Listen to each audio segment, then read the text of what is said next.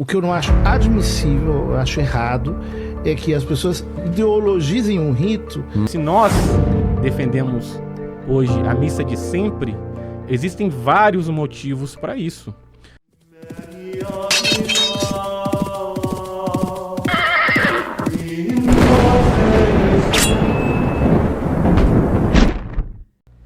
Salve Maria a todos, sejam bem-vindos aqui ao canal Tietos Fidelio, meu nome é Leonardo. Salve Maria a todos, sejam bem-vindos, meu nome é Marcel. Pessoal, neste vídeo aqui, hoje, eu e o Marcel vamos trazer um vídeo do padre José Eduardo. A gente coloca umas aspas aí, como sempre, né? Ele fez um comentário acerca da missa tridentina e a gente queria comentar um pouco também sobre esse vídeo aqui. Novamente um vídeo aí do padre José Eduardo, né, Marcel? Pois é um padre que é bem famoso na internet, inclusive andou sendo perseguido aí pelo pessoal do STF, aí, Alexandre de Moraes, né, porque na época daquela confusão toda lá do Bolsonaro, e ele estava junto ali com o pessoal e acabou sofrendo também uma perseguição. É uma pessoa que é uma pessoa até bem intencionada, um padre bem estudado. Ele, inclusive, tem um debate que ele fez com um pastor. Eu vi esse debate, muito bom. É muito bom, podcast Inteligência Limitada. E o debate ele saiu muito bem no debate, né? Mas aqui a gente não tá para criticar a pessoa dele, né? Do José Eduardo. E sim para criticar o que ele disse, né? A gente não critica pessoas, a gente critica teses, argumentos. E nessa questão da missa de sempre, ele fez uma declaração muito infeliz e nós estamos aqui para justamente rebatê-lo, né? Segundo a doutrina católica de sempre, né? É o que a gente sempre faz. Eu fico vendo, né? Aproveitando o ensejo, mas antes, pessoal, de aproveitar o ensejo, não se esqueçam de se inscrever no canal, hein? Ativar o sininho das notificações, dar o like aí, porque pra gente é muito importante para que esse vídeo vá para mais pessoas. E também compartilhei nas redes sociais. Então, assim, aproveitar esse ensejo, porque assim, a gente recebe muito comentário no nosso canal, né? E comentários assim pesados às vezes. Poxa, né? Muita gente ali critica mesmo. E assim, eu sou muito resiliente nessa questão de comentário de internet. Tem gente que se incomoda muito com isso. Eu também não esquento, não. Eu não esquento, a gente também deixa lá, quer comentar, quer chamar a gente de herege.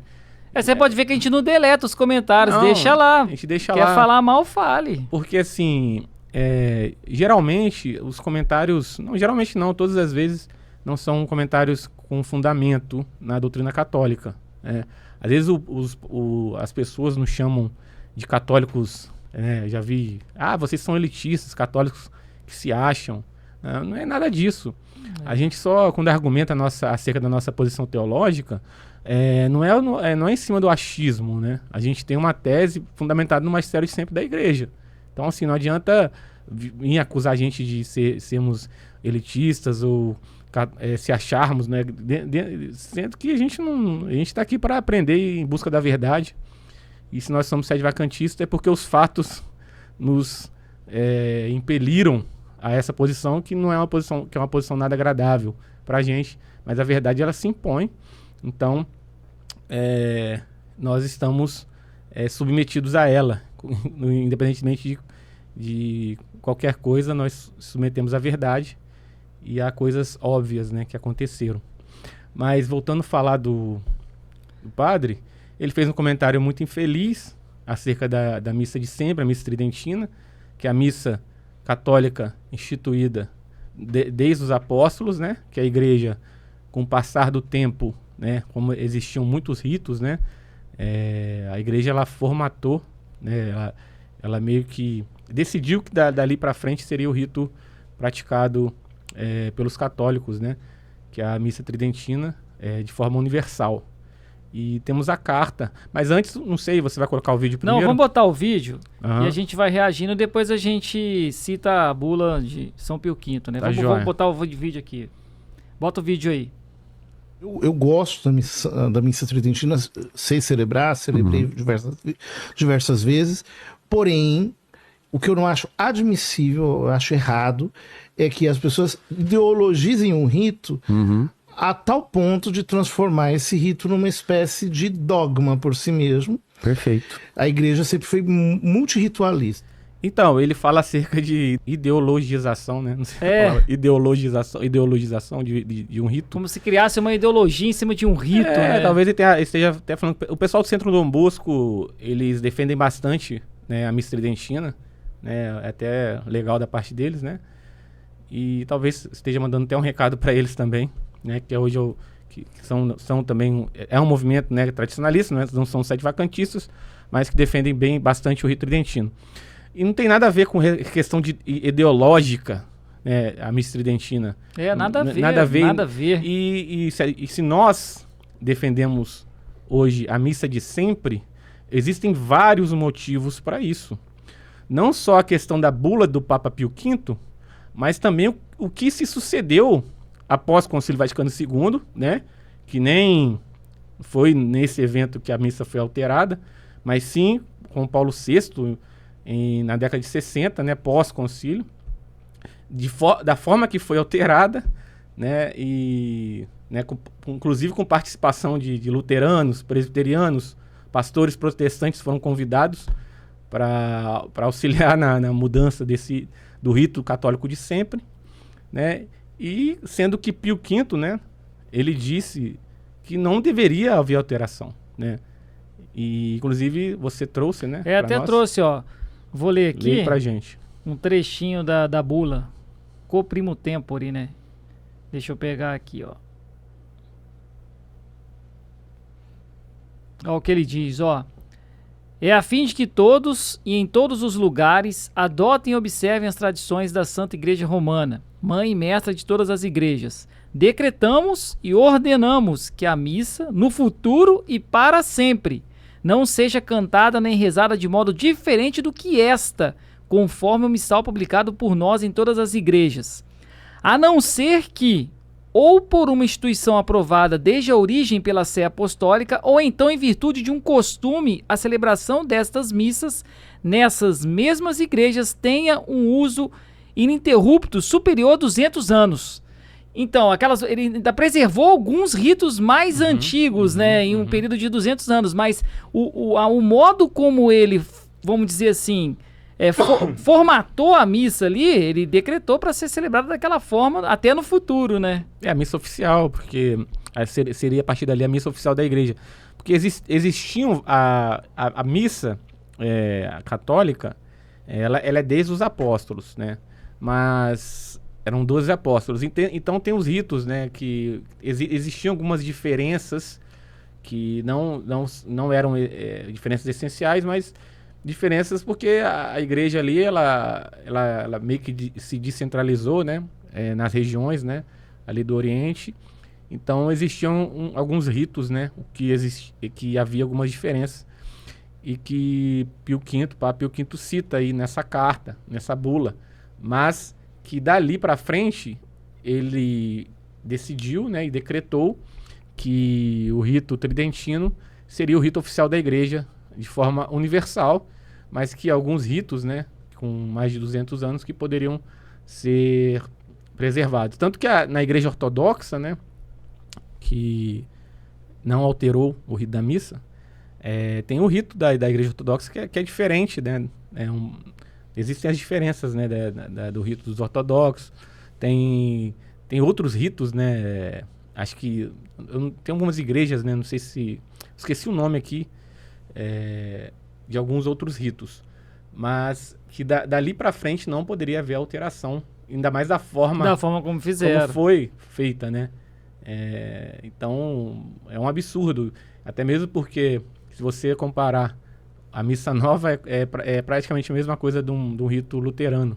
É muito parecido. Tanto é que para a elaboração da missa nova, eles chamaram protestantes para ajudar. Na verdade... A gente mostrou aqui, mostramos aqui no canal. Na verdade, esse chamamento de Paulo VI foi meio para agradar, né? Fazer uma média ali com os protestantes, né, os pastores da época. Vê se, por exemplo, eu fico pensando, né, se um judeu, por exemplo, a mesma coisa que um judeu lá, um judeu ortodoxo convidasse um muçulmano para ajudar numa alteração de algum rito judaico, né, ali colaborar ali, vamos chamar lá o califa lá, não sei, um muçulmano, para auxiliar aqui, ver se isso seria admitido na religião judaica. Ou o contrário, ver se um muçulmano ia chamar um judeu para ajudar na elaboração de algum rito islâmico. Isso não seria admitido, né? É um absurdo, dúvida, porque isso vai contra a tradição da religião deles, né? Judaica e islâmica. Mas no nosso caso aqui, da Nova Igreja, eles admitiram, né, que houvesse essa colaboração, né, dessa alteração da missa, né? Que é uma alteração substancial, né? Alterou mesmo. Alterou a fórmula da consagração. Né? Várias coisas. Vários detalhes da fórmula da consagração que tornou, né, inválido o sacramento da Eucaristia. Vamos continuar aqui, vamos botar. Ele falou mais coisa, ó. Vamos botar aí. A igreja tem 6 famílias litúrgicas. Nenhuma delas, não é um procedimento católico isso de você falar, olha, esse rito aqui é melhor do que aquele. Não existe isso, essa coisa. Existe sim uma disciplina chamada liturgia comparada, mas não para desmerecer uma ou outra, porque inclusive as tradições litúrgicas são muito antigas. Você tem ritos na igreja que são imemoriais. Exato. Agora veja, se eu uso o pretexto do amor à liturgia tradicional para dizer que, por exemplo, a missa que nós celebramos, a missa nova, é herética, que ela é sacrílega, que ela, como diz, né, um desses autores, né, diz que é uma missa bastarda, que os sacramentos são bastardos, que os padres são bastardos. Isso daí é blasfêmia e a gente não pode patrocinar esse tipo de atitude que não é católica, simplesmente isso. Perfeito. Então, como é que pode ser uma atitude não católica você defender a preservação da tradição daquilo que foi estabelecido há mais de 500 anos atrás, né? Uma tradição que vem de um Papa que foi muito importante para a Igreja, de um concílio que foi importantíssimo para a Igreja, né, com o Concílio de Trento. Então isso não é católico, né? Católico é você defender essa missa, que realmente é uma missa que eu considero também realmente uma missa herética, né, que alterou vários, né, ritos ali. E isso não seria católico, né? E o resultado disso a gente sabe, né? A gente vê a árvore pelos frutos. A gente podia trazer os vídeos, né? Eu tenho um vídeo, vou trazer aqui agora, vou colocar, já que você comentou. Quais são os frutos que isso deu, né? Vamos discutir. Exatamente. Já que o padre acha a missa nova, né, que é uma missa excelente, que não é católico você ficar dizendo que a missa é blasfêmica, né? Vamos trazer o resultado disso, o resultado dos frutos da missa nova, né, para ele ver o que aconteceu depois de ter sido aprovado. Além dos absurdos, né, fora o êxodo, né, de pessoas católicas que deixaram a igreja, né, por causa de todas essas mudanças que aconteceram na missa, né, pessoas foram para o protestantismo, foram para o espiritismo, porque é uma missa totalmente esvaziada, né? Então as pessoas sentem isso e abandonaram a igreja. Hoje a igreja tem uma crise, né, a nova igreja de fiéis, né, por causa justamente disso também, um dos fatores, né? Sem dúvida, ó, vou botar um vídeo aí.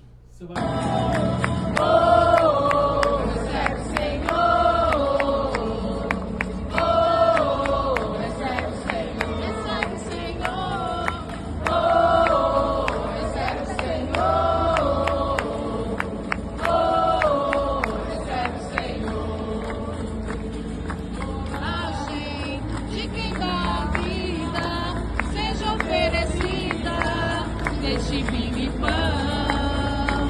é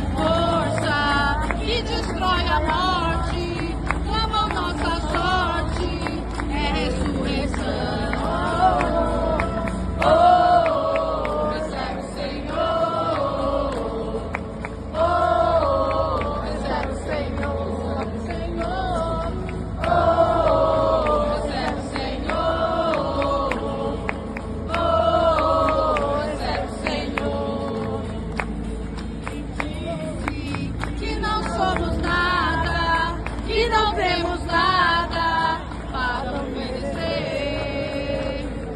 Pare nossas mãos abertas, trazendo as ofertas do nosso viver. Aí, tá vendo? Esse aí é os frutos, ó. Uma missa totalmente oposta do que foi determinado. Se as pessoas quiserem ver o que é a missa tridentina, no canal tem aí, né? A gente tem transmitido aí bastante missas aí quando a gente pode, né? A missa tridentina, ela se preserva, né? Ela é desde a época dos apóstolos e é uma missa que se mantém, né? Da mesma forma, né? Os ritos, as orações, isso nunca foi alterado, né? Isso durante 2000 anos. Agora, quando se estabeleceu essa falsa missa, essa missa nova, as inculturações que aconteceram, né? A criatividade, né? São absurdas, né? Aí a gente tem aí os exemplos, Não, né? essa aqui que eu mostrei é uma missa afro. Pois é. Lá é Aparecida do Norte, todo mundo entrando lá. Tem a missa afro. E tem várias outras. A missa circo. Discoteca. A missa discoteca. Então, assim... Várias esses são os frutos da nova missa aí, dessa missa que o padre José Eduardo fica defendendo. Então, defende e critica, né? O pior é que ele fica criticando. Eu acho que o padre José Eduardo, ele deveria tomar uma postura não crítica em relação às pessoas que defendem a missa tridentina. Ele, como padre, sendo um padre instruído, né? Ele deveria tomar uma atitude ao menos neutra nessa questão. Porque ele está jogando contra totalmente a tradição católica, né? Ele podia pelo menos tomar uma posição neutra, né? Mas o ideal seria ele também defender a missa tridentina. Ele sendo um padre tão conhecedor da história da igreja, né? Como eu vi no dia do debate lá com o protestante, ele deveria sim tomar uma posição mais neutra ou defensora da tradição católica, né? Até mesmo promover a missa tridentina e não ficar criticando aquelas pessoas que defendem como pessoas que estão nem sei a palavra agora, tô até ideologizando. Travou aqui, valeu, Alessandro. Então, assim, pelo menos isso a gente esperaria do padre José Eduardo, mas não, ele fica ali falando e condenando as pessoas que defendem essa tradição católica de sempre. Exatamente. Acho que era isso que a gente queria passar, né, Marcel? Eu também queria... Reagindo a esse vídeo aí, né? Pois é, mas também aproveitar para falar um pouco, atualizar um pouco acerca do Papa Leão XIV. Leão XIV. O pessoal tá bastante empolgado com as posturas, né?